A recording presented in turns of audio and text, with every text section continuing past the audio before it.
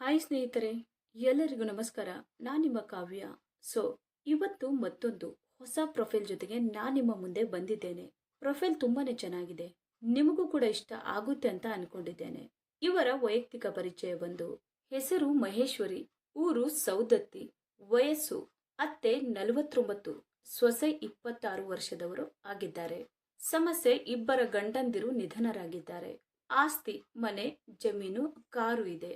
ಬಯಕೆ ದೈಹಿಕ ಸುಖ ನೋಡುವುದು. ಚೆಂಡುಗಳು ಮೃದುವಾಗಿವೆ. ಮೈ ಬಣ್ಣ ಗೋಧಿ ಬಣ್ಣ. ಅನುಭವ ಆಗಬೇಕು.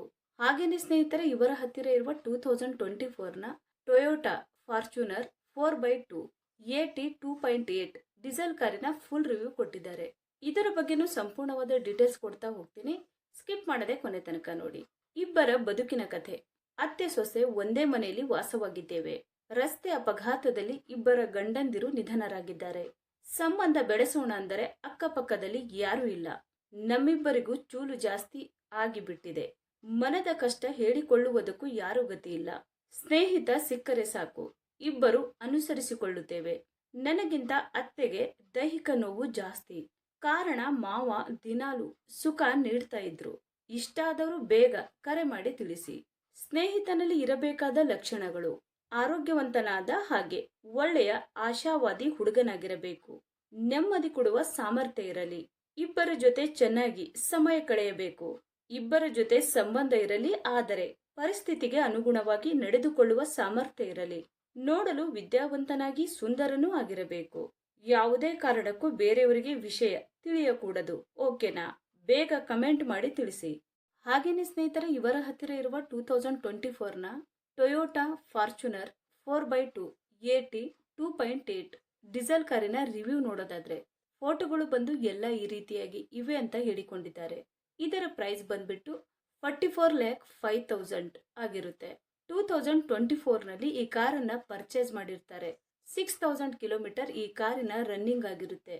ಮ್ಯಾನುಫ್ಯಾಕ್ಚರಿಂಗ್ ಇಯರ್ ಬಂದು ಜನವರಿ 2024 ಆಗಿರುತ್ತೆ. ಫ್ಯೂಲ್ ಟೈಪ್ ಬಂದು ಡೀಸೆಲ್ ಆಗಿರುತ್ತೆ. ಟ್ರಾನ್ಸ್ಮಿಷನ್ ಎಲ್ಲ ಕೂಡ ಆಲ್ಮೋಸ್ಟ್ ಆಟೋಮೆಟಿಕ್ ಆಗಿದೆ.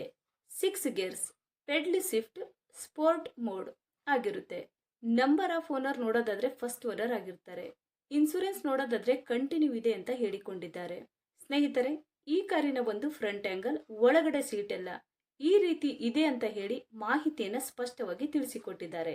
ಹಾಗೇನೆ ಸ್ನೇಹಿತರೆ, ಇಂಜಿನ್ ಮತ್ತು ಟ್ರಾನ್ಸ್ಮಿಷನ್ ನೋಡೋದಾದ್ರೆ ಸಿಟಿ ಮೈಲೇಜ್ ಬಂದು 11.4 kmpl ಆಗಿರುತ್ತೆ.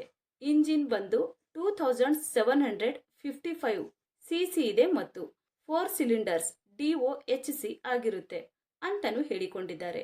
ಮತ್ತೆ ಇಂಜಿನ್ ಟೈಪ್ ಬಂದು 1GD FTV turbo charged D4 DI4 diesel engine ಆಗಿರುತ್ತೆ ಅಂತಾನು ಹೇಳಿಕೊಂಡಿದ್ದಾರೆ. ಹಾಗೇನೆ ಮ್ಯಾಕ್ಸಿಮಮ್ ಪವರ್ ನೋಡೋದಾದ್ರೆ 201 BHP ಮತ್ತೆ RPM ಬಂದು 3000 ಅಂತ ಹೇಳಿಕೊಂಡಿದ್ದಾರೆ. ಮತ್ತೆ ಟೋರ್ಕ್ಯೂ ಬಂದು 500 Nm ಆಗಿರುತ್ತೆ ಅಂತಾನು ಹೇಳಿಕೊಂಡಿದ್ದಾರೆ. ಸ್ನೇಹಿತರೆ, ಇದು ಇಷ್ಟು ಇವತ್ತು ಕಾರಿನ ಕಂಪ್ಲೀಟ್ ರಿವ್ಯೂ ಆಗಿರುತ್ತೆ. ನಿಮಗೇನಾದ್ರೂ ರಿವ್ಯೂ ಇಷ್ಟ ಆದ್ರೆ ಲೈಕ್ ಮಾಡಿ. ಹಾಗೆ ಬೇರೆ ಏನಾದ್ರೂ ಇನ್ಫಾರ್ಮೇಶನ್ ಬೇಕಾದ್ರೆ ಚಾನೆಲ್ಗೆ ಜಾಯಿನ್ ಆಗಿ ಹಾಗೆ ಕಾಂಟ್ಯಾಕ್ಟ್ ಮಾಡಿ. ಧನ್ಯವಾದಗಳು.